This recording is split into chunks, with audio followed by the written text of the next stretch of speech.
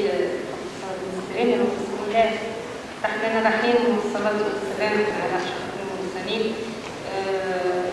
tiens à remercier tout d'abord vivement le comité d'organisation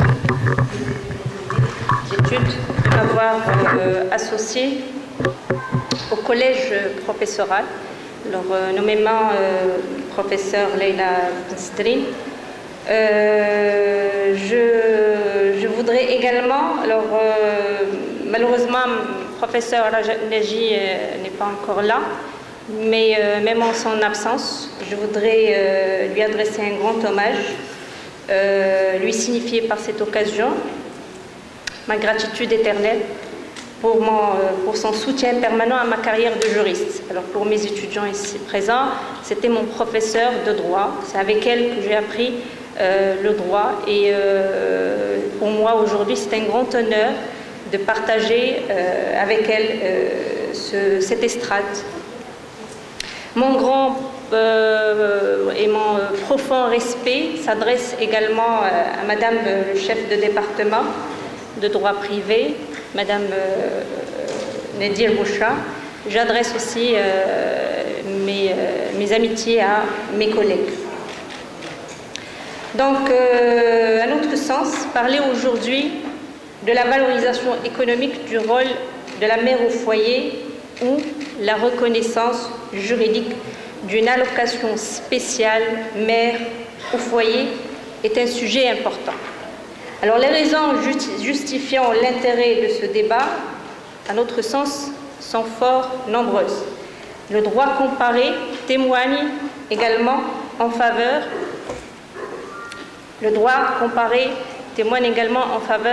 de cette reconnaissance juridique. Mais avant d'invoquer ces raisons, il est judicieux à notre sens également de tracer le profil de cette mère au foyer, auquel le droit et un droit est épargné au titre d'une idéologie sociologique dépassée qui soutient que la mission mère au foyer est une mission qui n'a pas de prix et qu'il s'agit d'un simple devoir. Quel est donc le profil de cette mère au foyer? Alors c'est une femme veillant sur un ou plusieurs enfants, membre d'une famille dans laquelle elle a de façon permanente et perpétuelle la charge des tâches au foyer, c'est-à-dire entretien domestique, achat, préparation des repas, surveillance et éducation des enfants. Alors c'est une femme également dépendante. Rester au foyer pour elle un choix, mais un choix obligé, dicté par ses responsabilités. Rester au foyer est pour elle un choix dicté par ses responsabilités de mère devant demeurer à la maison. Elle est pour les déclarations d'état civil que tout le monde connaît sous l'expression bidoun, sans profession. Elle est classée dans les statistiques et les institutions étatiques catégorie acteur inactive. C'est une FAF selon les médias. Donc l'appellation qui est donnée à une femme au foyer, avec une abréviation, c'est femme au foyer, FAF. Alors c'est un statut à prendre en charge par les politiques familiales nationales. Quelles sont donc les raisons? Alors il y a des raisons socio-économiques, il y a également des raisons juridiques. Alors sur le plan socio-économique, une prise en charge par l'État du statut mère au foyer serait, à notre sens, un remède à plusieurs maux sociologiques et aux certains problèmes économiques familiaux majeurs. Des allocations maternelles assureraient une meilleure éducation aux enfants en bas âge, permettant à leur mère d'être présente au foyer et de remplir efficacement ses devoirs familiaux. La mère ne devrait-elle pas, selon la Moudouana, prendre toute mesure possible en vue d'assurer la croissance normale des enfants, en préservant leur intégrité physique et psychologique et en veillant sur leur santé par la prévention et les soins. Donc les premiers bénéficiaires de cette valorisation sont les enfants. Mais pour pouvoir le faire et correctement, la mère doit être stable économiquement. Cette stabilité serait également un excellent moyen pour prévenir l'avortement, remédier à la baisse de la natalité et encourager l'allaitement. Par contre, la situation d'une mère instable économiquement peut pousser à l'abandon des enfants. Alors ici, je cite un chiffre qui a été donné par le ministère de la Justice: 5377 enfants abandonnés en 2013. Une mère qui s'absente régulièrement du foyer pour subvenir aux besoins matériels de ses enfants petits au détriment de leurs besoins psychologiques et éducatifs, faute d'insuffisance des moyens du père, peut favoriser aisément la croissance du phénomène des enfants des rues. Et là aussi, je cite un chiffre, selon les ONG et l'Observatoire national des droits de l'enfant, en 2015, on a recensé 25 000 enfants dans la rue. La mère est donc dans le désarroi. Comment soutenir financièrement son foyer et garantir une bonne éducation à ses enfants? Comment concilier entre sa mission professionnelle et ses responsabilités familiales? Elle finit par abandonner en faveur de son foyer. Elle abandonne en conséquence son droit à l'emploi et à la protection sociale. Selon une étude récente réalisée en 2015 par l'Agence japonaise de coopération internationale, la JICA, sur la participation des jeunes femmes au marché du travail au Maroc, basée bien entendu sur des chiffres des institutions officielles. Donc vous avez le Haut Commissariat au Plan, la Banque mondiale et le ministère de l'Éducation nationale. Le chiffre, c'est 30,34% des jeunes femmes inactives et qui estiment qu'elles ne peuvent travailler et se consacrer à leur ménage en même temps et privilégient de s'occuper de leur foyer, mais bien entendu sans aucune valorisation. Comment donc peut-on favoriser un accès de la femme à l'emploi sans discrimination dans des conditions pareilles si des mesures de protection et de choix et de soutien du choix mère au foyer sont absentes? Sur le plan juridique, les opérations réglementaires en faveur de la mère au foyer sont, à notre sens, timides et peu significatives. Les deux disciplines juridiques qui sont concernées par les droits pécuniaires de la mère au foyer sont bien entendu le droit social et le droit de la famille. Le droit social étant le premier concerné par le travail d'une mère au foyer. Or, la femme auquel le droit social accorde un statut juridique est la femme salariée ou mère salariée, ayant déjà travaillé ou ayant déjà un travail qui peut être interrompu par un accouchement qui est un état professionnel imposant le respect, bien entendu, de certains droits légaux par l'employeur. Tout le monde sait très bien, la salariée en couche a droit, selon le Code du travail, d'un congé payé de 14 semaines pour prendre soin de son nouveau-né. Les conventions collectives et le contrat de travail peuvent prévoir des périodes plus élevées. Mais dans ce cas, le droit à l'indemnité est justifié par un état résultant de son statut juridique, non pas de mère au foyer, mais de femme salariée. Même en restant chez elle pour élever son enfant ou ses enfants, la mère est couverte par le régime de la sécurité sociale, auquel elle a cotisé elle-même et son employeur pour bénéficier d'une rémunération pendant son congé de maternité. Et au-delà de la période déterminée par le texte légal ou conventionnel, la mère salariée ne peut prétendre à une rémunération pour élever ses enfants. Elle risque même de perdre son emploi en cas de défaut d'accord avec son employeur.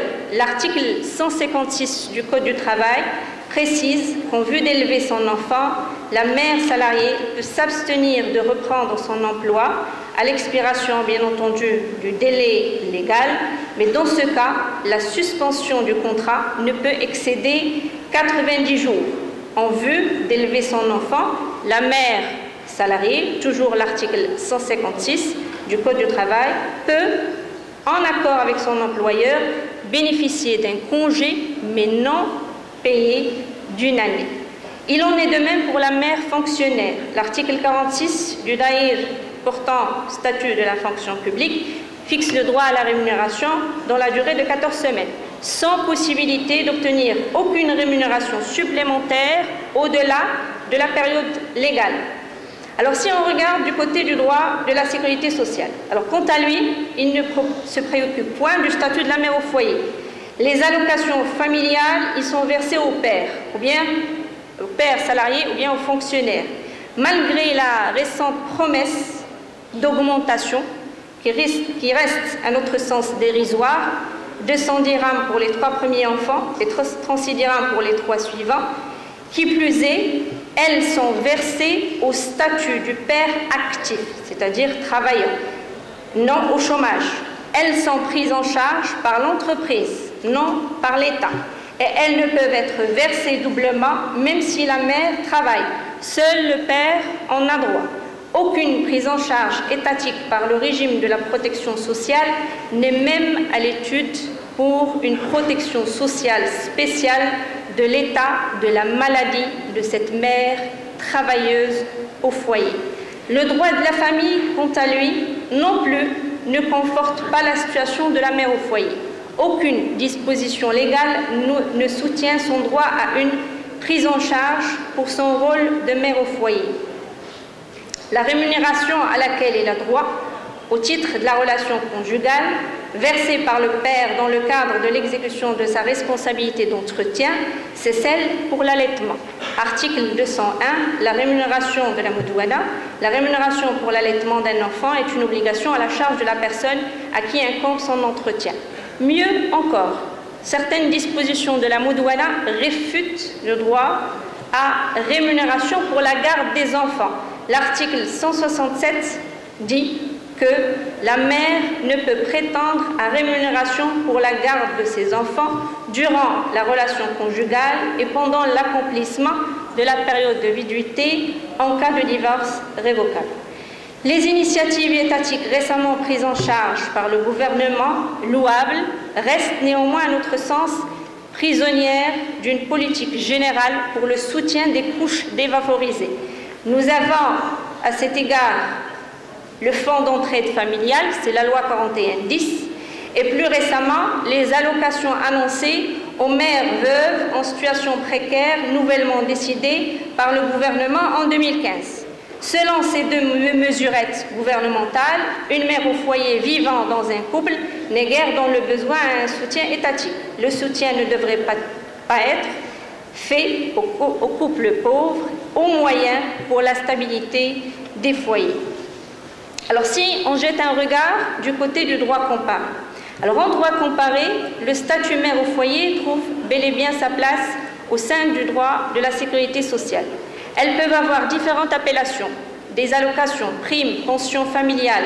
Ces prestations familiales constituent une véritable prise en charge non seulement de l'État mère au foyer ou bien du statut mère au foyer, mais de la cellule familiale dans son ensemble. En France, par exemple, quels que soient les statuts des parents, travaillant ou non, un droit aux prestations familiales est ouvert dès qu'ils assument la charge effective et permanente d'enfants légitimes, naturels, adoptifs ou recueillis dont l'âge limite est fixé à 20 ans.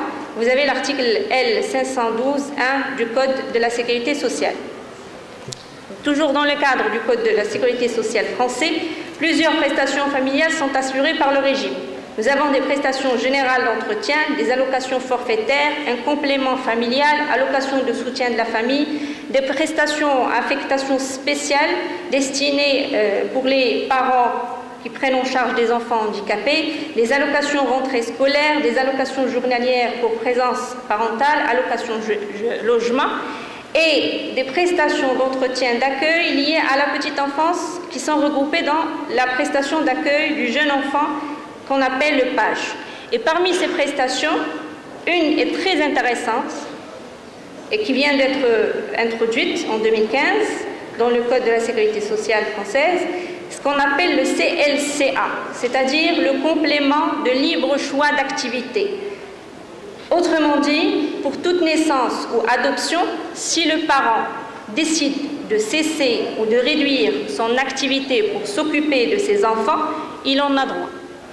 Elle peut atteindre jusqu'à 391 € par mois.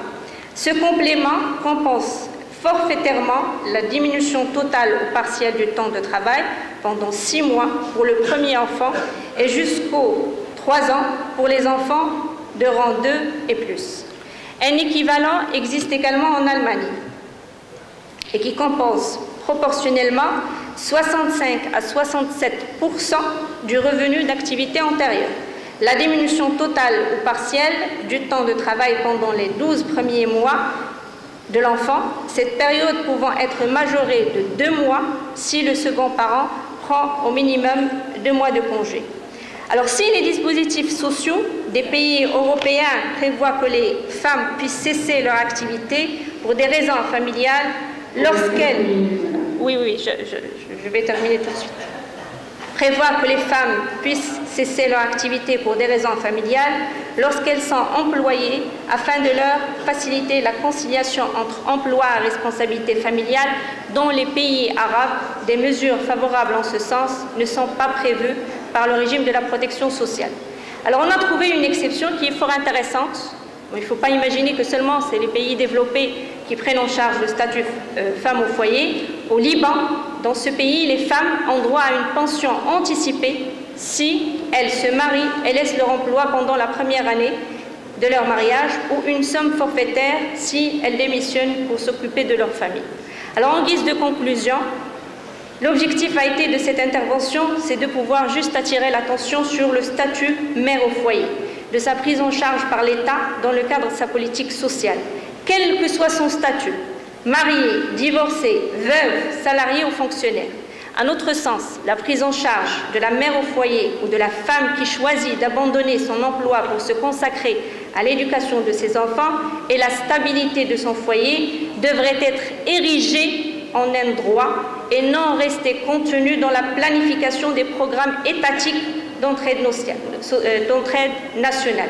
L'État devrait prendre en charge et devrait prendre conscience qu'une mère qui arrive à accomplir et s'accomplir dans ses missions au foyer équivaut à une famille stable. Et une famille stable est synonyme d'un progrès social certain. Merci pour votre attention. On remercie professeur Maïssa Boussou pour